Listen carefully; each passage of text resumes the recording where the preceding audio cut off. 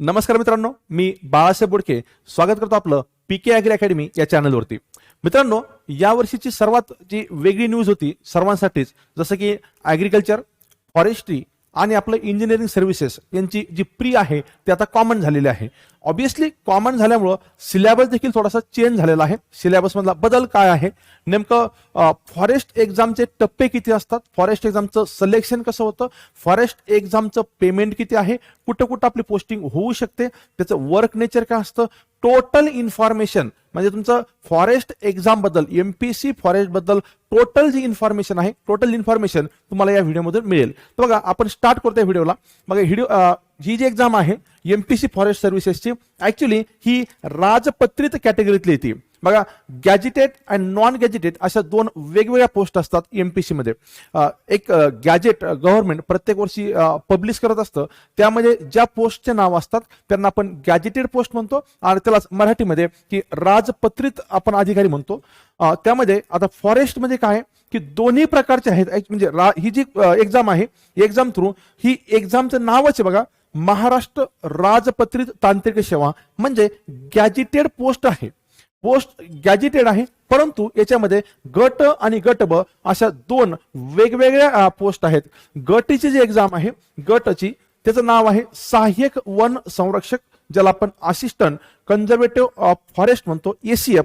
दुसरी जी पोस्ट आहे ती वन क्षेत्रपाल गट ब ची पोस्ट आहे, ज्याला आपण रेंज फॉरेस्ट ऑफिसर म्हणतो, आरएफओ. म्हणजे एमपीसी फॉरेस्ट सर्व्हिसेस मध्ये तुम्हाला दोन वेगवेगळ्या पोस्ट मिळतील. एक असेल एसीएफ ची, दुसरी असेल आरएफओ ची.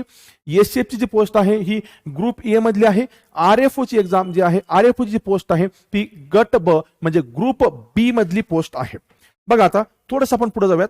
बरं, जनरली कुठलीही एक्झाम घेतली तुम्ही तर कुठल्याही एक्झामला तीन वेगवेगळ्या इलिजिबिलिटी असतात, तीन पात्रता असतात. त्यापैकी पहिली पात्रता शैक्षणिक म्हणजे एज्युकेशनल असते, दुसरी पात्रता एज लिमिट काय असते आणि तिसरी शारीरिक अशी असते. काही एक्झामला शारीरिक नसतं, काही एक्झामला होऊ शकतं. इकडे काही आपल्याला थोडेफार व्हेरिएशन होत असतील, परंतु जनरली तीन टप्पे असतात, शैक्षणिक, वयोमर्यादा आणि शारीरिक. तर आपण आता ह्या एमपीसी फॉरेस्ट एक्झामच्या पण ह्या तीन टप्प्यांचा किंवा तीन कॅटेगरीचा किंवा तीन ज्या आपल्याला इलिजिबिलिटी लागणार आहेत त्याचा आपण डिटेलमध्ये अभ्यास करणार आहोत. त्यातला पहिला शैक्षणिक आपल्याला काय, एज्युकेशनल क्वालिफिकेशन आपल्याला काय लागणार आहे ते आपण बघूयात. बघा, याच्यामध्ये दोन वेगवेगळ्या पोस्टसाठी, जसं सहाय्यक वन संरक्षण साठी आणि वन क्षेत्रपालसाठी, दोघांसाठी एज्युकेशनल कॅटेगरी वेगवेगळ्या, एज्युकेशनल क्वालिफिकेशन मला वेगवेगळं लागतंय. बघा, तुम्हाला सहाय्यक वन संरक्षक पदाकरिता तुम्हाला खालील विषयापैकी कमीत कमी एका विषयाची मान्यताप्राप्त विद्यापीठाची पदवी असायला हवी. म्हणजे तुम्हाला ग्रॅज्युएशन झालेलं असायला हवं. दिलेल्या लिस्ट पैकी एका कुठल्या ना कुठल्या तरी सब्जेक्टमध्ये होऊ शकतं. ते वनस्पतीशास्त्र, रसायनशास्त्र, वनशास्त्र, भूशास्त्र, गणित, भौतिकशास्त्र, सांख्यिकी, प्राणीशास्त्र, उद्यानविद्या, पशुसंवर्धन व पशु वैद्यकशास्त्र किंवा कृषी अभियांत्रिकी यातील स्नातक पदवीधर तुम्ही असणं गरजेचं आहे. बघा, आता होऊ शकतं काही लोकांना याचं मराठी मिनिंग कळत नसेल, काहींचं फॉर एक्झाम्पल होऊ शकतं काही लोकांना बॉटनी, झूलॉजी, केमिस्ट्री असे शब्द वाचायला सोपे जातात. तुम्ही पुढच्या व्हिडिओमध्ये म्हणजे पुढच्या स्लाइडमध्ये लगेच मी याचे इंग्लिश नाव पण दिलेले आहेत. पण सध्या आयोगाने जी दिलेली जाहिरात असते त्यामध्ये असे नाव असतात. वन क्षेत्रपाल म्हणजे रेंज फॉरेस्ट ऑफिसरसाठी तुम्हाला ही लिस्ट दिलेली आहे, मी एकदा बघून व्यवस्थित. वनस्पतीशास्त्र, रसायनशास्त्र, वनशास्त्र, भूशास्त्र वगैरे वगैरे इथपर्यंत याला तुम्ही बघून घ्या. बघा, हे वनशास्त्र, भूशास्त्र, गणित, भौतिकशास्त्र, सांख्यिकी, प्राणीशास्त्र, उद्यानविद्याशास्त्र, कृषीशास्त्र, कृषी अभियांत्रिकी, रसायन अभियांत्रिकी, स्थापत्य अभियांत्रिकी, संगणक अभियांत्रिकी, विद्युत अभियांत्रिकी, इलेक्ट्रॉनिक्स अभियांत्रिकी, यंत्र अभियांत्रिकी, संगणक ऍप्लिकेशन, संगणक विज्ञान, पर्यावरणीय विज्ञान, पशु वैद्यकीय विज्ञान यापैकी कोणत्याही विषयातील पदवी आपल्याला असणं गरजेचं आहे. विज्ञान शाखेची पदवी किंवा विज्ञान शाखेव्यतिरिक्त इतर शाखेतील गणित विषयासह पदवीधारक. इथं भरपूर लोकांना कन्फ्युजन होतं की सर फक्त सायन्स ग्रॅज्युएट चालतात का? नाही, त्यांनी क्लिअर मेन्शन केलंय, विज्ञान शाखेव्यतिरिक्त जर तुमचं ग्रॅज्युएशन सायन्स मध्ये नसेल तर तुम्ही विज्ञान शाखेव्यतिरिक्त इतर शाखेतील गणित विषयासह पदवीधर एखाद्याचं ग्रॅज्युएशन वेगळ्या सब्जेक्ट वेगळ्या फील्डमध्ये झालंय, परंतु त्याला ग्रॅज्युएशनला जर का गणित विषय असेल तो देखील याला इलिजिबल आहे. क्लिअर मेन्शन केलेलं आहे बघा इथं, विज्ञान शाखेव्यतिरिक्त इतर शाखेतील गणित विषयासह पदवीधर. म्हणजे होऊ शकतं एखाद्याला विज्ञान नसेल परंतु तुम्हाला गणित असेल ग्रॅज्युएशनला तर तुम्ही देखील त्याला इलिजिबल आहात. तिसरा बघा, विज्ञान शाखेव्यतिरिक्त इतर शाखेतील गणित विषयासह पदवीधर उमेदवाराने विज्ञान शाखेतील उच्च माध्यमिक शालांत प्रमाणपत्र म्हणजे HSC म्हणतो आपण त्याला, ते परीक्षा उत्तीर्ण असणं आवश्यक आहे. म्हणजे तुम्ही जर का विज्ञान शाखेमध्ये ग्रॅज्युएशन झालेले नाही परंतु तुमचं ग्रॅज्युएशन गणित विषयामध्ये झालं असेल तर काही हरकत नाही, परंतु 12वी तुमची मात्र विज्ञान या घटकासोबत म्हणजे तुम्हाला बायोलॉजी किंवा विज्ञान जो म्हणतो आपण विज्ञान घटक असणं आवश्यक आहे आणि ते प्रमाणपत्र तुम्हाला नंतर जोडावं लागतं हे त्याने क्लिअर मेन्शन केलेलं आहे. तर सोबत हे बघा, इलेक्ट्रॉनिक्स अँड टेलिकम्युनिकेशन वाले जे आहेत, इलेक्ट्रॉनिक्स अँड टेलिकम्युनिकेशन वाले जे आहेत इंजिनिअरिंगचे, ते पण या एक्झामला इलिजिबल आहेत, ते त्यांनी क्लिअर मेन्शन केलेलं आहे. नेक्स्ट बघा, आता एज्युकेशनल क्वालिफिकेशन करत असताना काही लोकांना तिकडचे नावं कळायला नसतील तर हे नाव बघा तुम्ही, तेच फक्त त्याचं जे मराठी होतं त्याचं मी इंग्लिश ट्रान्सलेशन केलेलं आहे. Forensic science, botany, chemistry, mathematics, geology, तुमचं सहाय्यक वन संरक्षणासाठी बघा. हा कोणत्यासाठी बघा, हा असिस्टंट फॉरेस्ट गार्डसाठी. हे जे बघतोय मी असिस्टंट फॉरेस्ट गार्ड जी ग्रुप ए ची परीक्षा आहे त्याच्यासाठी तुम्हाला काय काय लागतं, कोणकोणता विषय तुम्हाला असणं गरजेचं आहे ग्रॅज्युएशनला. फॉरेन्सिक सायन्स असेल, बॉटनी असेल, chemistry, mathematics, geology, physics, statistics, zoology, horticulture, animal promotion किंवा व्हेटरनरी मेडिसिन मध्ये तुमचं ग्रॅज्युएशन झालं असेल, ग्रॅज्युएशनला तुम्हाला हे सब्जेक्ट असतील तर तुम्ही इलिजिबल आहात. किंवा must be completed bachelor of agriculture engineering graduate, म्हणजे ॲग्रिकल्चरल इंजिनिअरिंग जे ग्रॅज्युएट जे आहेत ते पण याला इलिजिबल आहेत. ते फक्त मी इंग्लिशमध्ये ट्रान्सलेट केलेलं आहे, बाकी काही नाहीये. बघा दुसरं, फॉरेस्ट रेंज ऑफिसरसाठी हे सब्जेक्ट तुम्हाला लागतात. वाटलं तुम्ही थोडं साईडला सरकतो, तुम्ही एकदा याचा स्क्रीनशॉट काढून घ्या आणि तुम्ही बघा तुम्ही याला कॅपेबल आहात म्हणजे इलिजिबल आहात का नाही. होऊ शकतं फॉर एक्झाम्पल काही लोकांचं कम्प्युटर सायन्स मध्ये ग्रॅज्युएशन असेल ते पण याला देऊ शकतात. फॉर एक्झाम्पल बघा, तुमचं कम्प्युटर ऍप्लिकेशन्स मध्ये असेल, मेकॅनिकल इंजिनिअरिंग असेल, तुमचं अॅनिमल मेडिकल सायन्स असेल, इन्व्हायरमेंटल सायन्स असेल, तुम्ही देखील याला इलिजिबल आहात. या सब्जेक्टचे नावं व्यवस्थित बघून घ्या. तुमचं ग्रॅज्युएशन यांच्यापैकी कुठल्याही एका सब्जेक्टला झालं असेल म्हणजे तुमच्या ग्रॅज्युएशन मध्ये हा सब्जेक्ट तुम्हाला असेल तर तुम्ही या पोस्टसाठी इलिजिबल आहात. बघा, आणि तुम्ही सांगितलं the candidate who has completed graduation in math stream rather than science मध्ये ग्रॅज्युएशन झालेलं नाही, मॅथ मध्ये झालेला आहे, तर तुम्हाला हायर सेकंडरीला मग तुम्हाला जे सायन्स सब्जेक्ट असल्याची मार्कशीट तुम्हाला प्रूफ म्हणून नंतर द्यावा लागतो. हे मी तुम्हाला ऑलरेडी सांगितलेलं आहे. बघा, हे याच्यामुळे भरपूर वेळेस काय होतं की भरपूर लोकांना ते आपल्या सब्जेक्टचं इंग्लिशमध्ये नाव माहित असतं, मराठीमध्ये नसतं माहिती, म्हणून मी ते मराठीचं इंग्लिश तुम्हाला ट्रान्सलेशन देऊन टाकलं. नेक्स्ट बघा, आता राहिला प्रश्न वयोमर्यादा. आता वयोमर्यादेसाठी बघा, EFO असिस्टंट म्हणजे सहाय्यक वन संरक्षणचं वेगळं आहे आणि वन क्षेत्रपालचं वेगळं आहे. याच्यामध्ये बघा आता इलिजिबिलिटीमध्ये बघा, हा जो वयोमर्यादा किमान वयोमर्यादा जी आहे ही ज्या तारखेला काउंट करायची असते ती तारीख तुम्हाला ऑलरेडी त्यांनी दिलेली असते. जेव्हा ऍडव्हर्टाइजमेंट येईल तेव्हा तुम्हाला तारीख दिलेली असते, त्या तारखेपर्यंत तुमचं बघा 18 वर्ष मिनिमम वय असणं गरजेचं आहे सहाय्यक वन संरक्षणसाठी. आणि कमाल म्हणजे मॅक्झिमम एज तुमचं जर तुम्ही कॅटेगरीमध्ये नसाल तर 38 आणि कॅटेगरीमध्ये असाल तर तुम्हाला 43 इतकं एज असणं गरजेचं आहे. बघा, सेम आहे, थोडासा चेंज आहे. वन क्षेत्रपालासाठी किमान जे आहे तुम्हाला किमान जे आहे मिनिमम हे 21 आणि मॅक्झिमम ओपन वाल्यांसाठी 38 म्हणजे कॅटेगरीमध्ये येते आणि कॅटेगरी वाल्यांसाठी काय 43 इतकं एज असणं गरजेचं आहे. तुम्ही जर का खेळाडू असाल, तुम्ही जर का म्हणजे स्पोर्ट्स पर्सन असाल तर तुम्हाला तुम्ही कॅटेगरीत असाल तर 43 आणि कॅटेगरीत नसाल तरी 43, दोघांनाही 43 आहे. त्याच्यानंतर माजी सैनिक, आणीबाणी व अल्पसेवा जे अधिकारी असतात त्यांच्यासाठी पण एज जे आहे एज लिमिट हे 43 आहे. दिव्यांग उमेदवार जे आहे, हँडिकॅप ज्यांना म्हणतो आपण, हँडिकॅप उमेदवार फॉरेस्ट ऑफिसरसाठी इलिजिबल नसतात, त्यानंतर बघा अपात्र आहे ते. आणि अनाथासाठी जी एज आहे त्याची मॅक्झिमम लिमिट जी आहे तुम्हाला 38 दिलेली आहे. हा तुमचा क्रायटेरिया झाला एजचा. तुम्ही या एज मध्ये बसता का नाही बसता ते बघून घ्या. तुम्ही जर का जस्ट पास आउट झाला असाल 1-2 वर्षामध्ये तर तुम्ही ऑब्विसली आहातच, त्याबद्दल काही डाऊट नाहीये.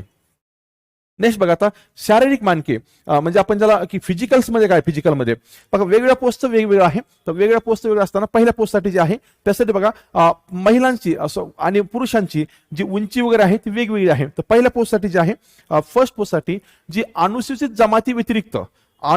जमाती व्यतिरिक्त सर्व उमेदवारांना बघा महिला जर असाल तर तुम्हाला तुमची जी हाईट आहे ती हाईट 150 असणं मिनिमम, 150 असणं कंपल्सरी आहे. पुरुष उमेदवार असाल तर 163 आहे. बघा याच्यामध्ये आणि याच्यामध्ये छाती फुगवण्याचा क्रायटेरिया असतो. पोलीस भरतीला वगैरे असतो ना तसा किंवा PSI ला असतो, तर छाती फुगवण्याचा एक क्रायटेरिया असतो. महिलांसाठी नसतो, पुरुषांसाठी 79 प्लस 5चा क्रायटेरिया म्हणजे तुमची 79 छाती न फुगवता भरली पाहिजे आणि छाती फुगवून +5 तुम्हाला करता आली पाहिजे. जनरली ही गोष्ट सर्वांना जमत असते. तुम्ही कधी मेजरमेंट केलं नसेल पण जमतं, ते काही प्रॉब्लेम नाही त्याला. त्याच्यानंतर बघा दुसऱ्या पोस्टसाठी अनुसूचित जमाती प्रवर्गातील उमेदवार जर असतील, बघा इथं सॉरी, हे अनुसूचित जमाती व्यतिरिक्त अन्य उमेदवार आहे. हे अनुसूचित जमाती प्रवर्गातील उमेदवार आहेत दोन्ही पोस्टसाठी. तर बघा अनुसूचित जमाती जर असाल तर इथं तुम्हाला 145 लागतं आणि इकडं 152.5 आणि 79 + 5चा जो क्रायटेरिया आहे तो दोन्हीसाठी तुम्हाला कॉमन आहे. हे अनुसूचित जमाती व्यतिरिक्त आहे आणि अनुसूचित जमातीच्या प्रवर्गातील उमेदवारासाठी आहे. त्याच्यानंतर याचं बघा व्हिजनचं मी किती तुम्हाला एक्सप्लेन केलं तर असं कळणार नाहीये. तर तुम्ही काय करा, जर कोणाला डोळ्यांचा प्रॉब्लेम असेल तर याचा तुम्ही स्क्रीनशॉट घेऊन जा. मी जे लिहिलं याचा स्क्रीनशॉट तुम्ही आता घ्या आणि ज्यांना असं वाटतं त्याने डॉक्टरकडून एकदा कन्फर्म करून घ्या. कारण मी किती एक्सप्लेन केलं, आफ्टर करेक्शन +4.0D किंवा 6/6 हे कळणार नाही इतक्या कमी वेळेमध्ये. तर तुम्ही एकदा याचा स्क्रीनशॉट घ्या आणि तुम्हाला जर का प्रॉब्लेम असेल याचा आपल्या आईचा काही डोळ्याचा तर एकदा डॉक्टरला तुम्ही कन्सल्ट करू शकता. कोणत्याही डॉक्टरला सांगितलं तर तुमचं चेक करून देईल. त्याच्यानंतर बघा दुसरी गोष्ट जे आहे आपल्याला की सहाय्यक वन संरक्षण गट पदाकरता, म्हणजे गट अ जे पद आहे आपलं सहाय्यक वन संरक्षक, त्या ठिकाणी तुम्हाला महिला आणि पुरुषांना 25 आणि बघा 14 इतकं किलोमीटर अंतर, महिला आणि पुरुषांना 25 आणि 14 किलोमीटर 4 तासामध्ये चालून पूर्ण करायचं असतं.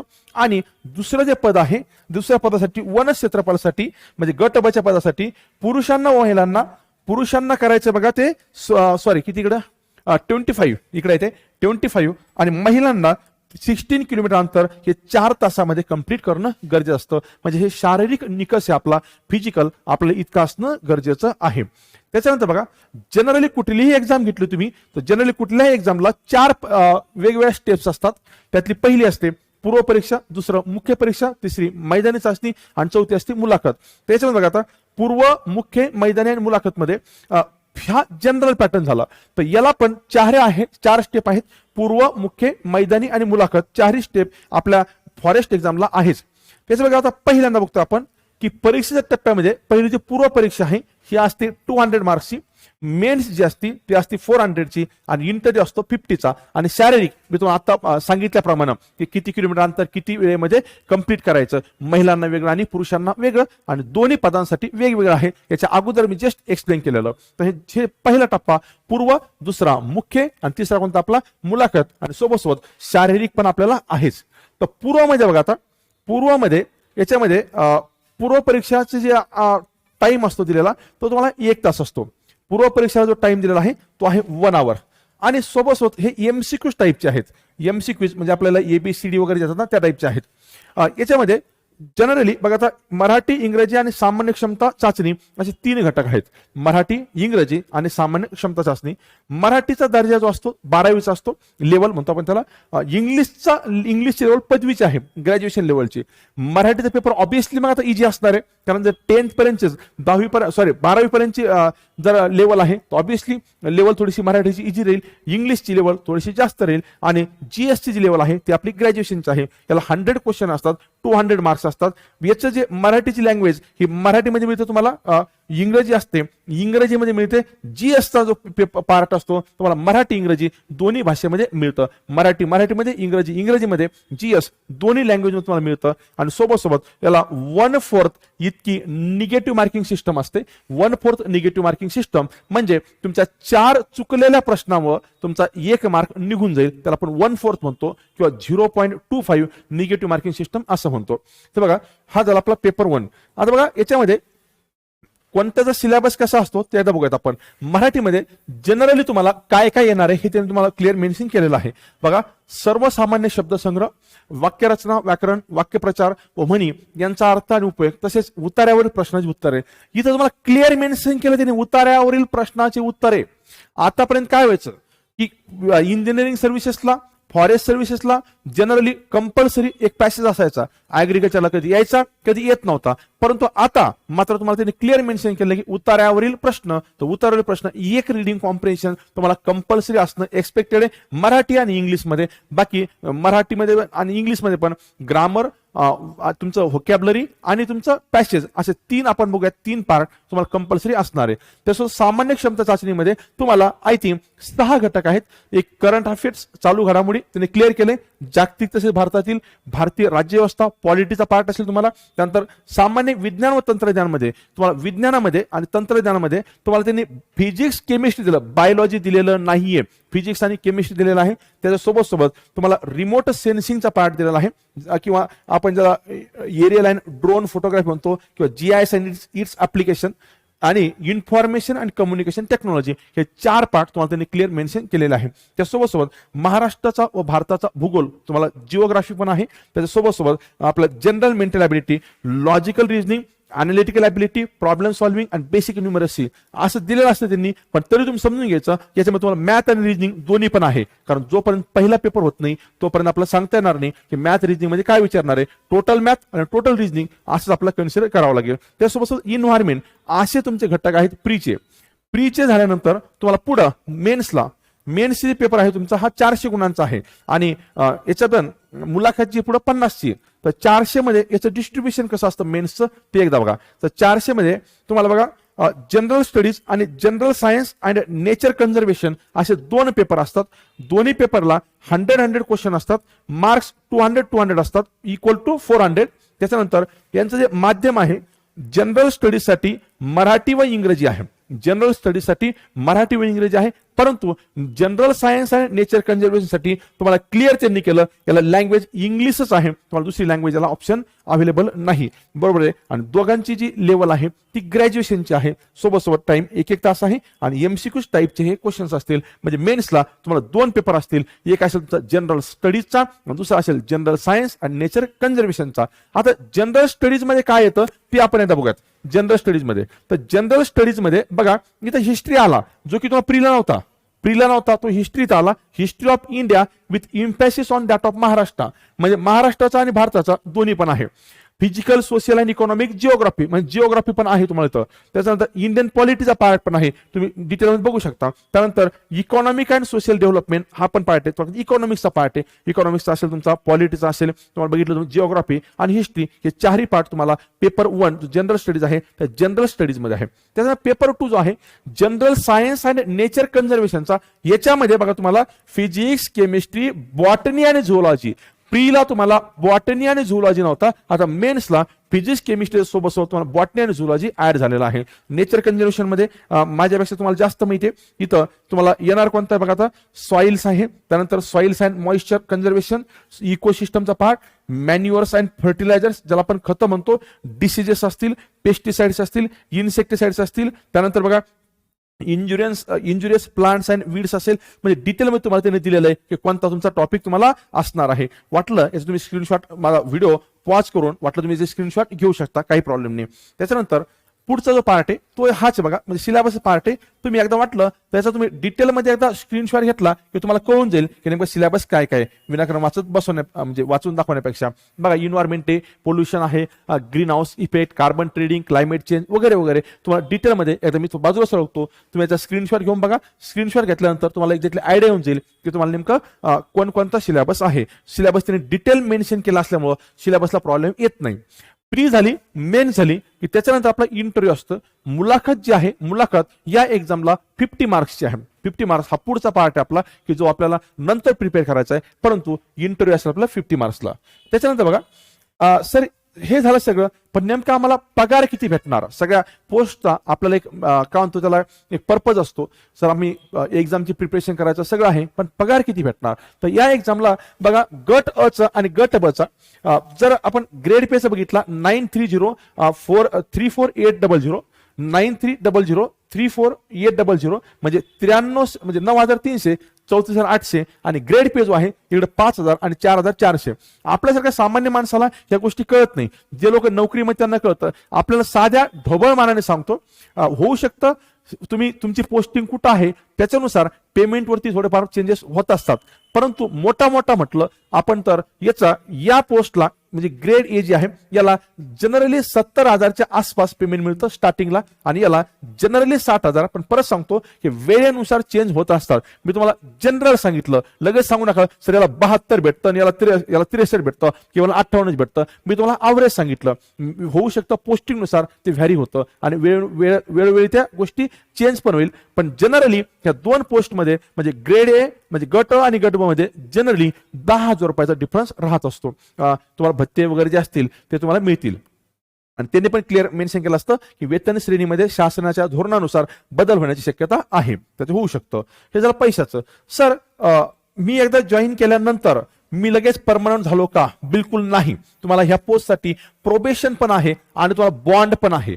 म्हणजे तुम्हाला काही काळासाठी प्रोबेशन असतं, प्रोबेशन पिरियड असतो जनरल 3 वर्षाचा असेल, आणि तुम्हाला बॉन्ड पण असतो काही वर्षासाठी 7 वर्षात. 3 आणि 7 अशा दोन या ठिकाणी तुम्हाला कंडिशन्स आहे.